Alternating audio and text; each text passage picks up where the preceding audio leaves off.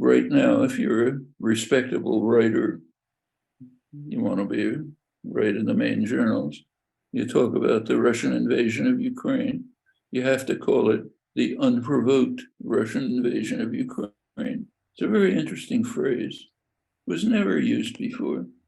You look back at the record, like in Iraq, which was totally unprovoked. Nobody ever called it the unprovoked invasion of Iraq. In fact, I don't know if the term was ever used. If it was very marginal. Now you look it up on Google and hundreds, thousands of hits. Every article comes out has to talk about the unprovoked invasion of Ukraine. Why? Because they know perfectly well it's provoked. It doesn't justify it, but it was massively provoked. Top US diplomats have been talking about this for 30 years.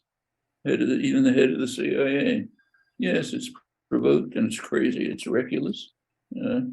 Right-wing people like Robert Gates, the Secretary of Defense under Bush, said, this is crazy what you're doing. It's reckless, provocative to invite Ukraine into NATO. No Russian leader will ever accept it.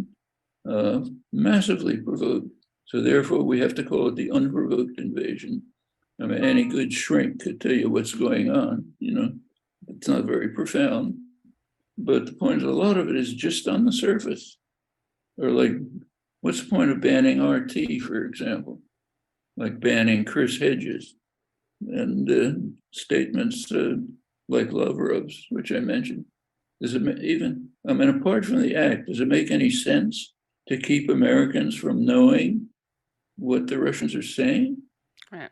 And the Russophobia is just out of sight.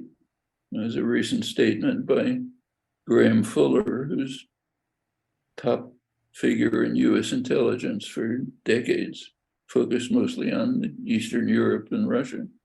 He said in his entire career in the Cold War, he's never seen anything like the Russophobia today.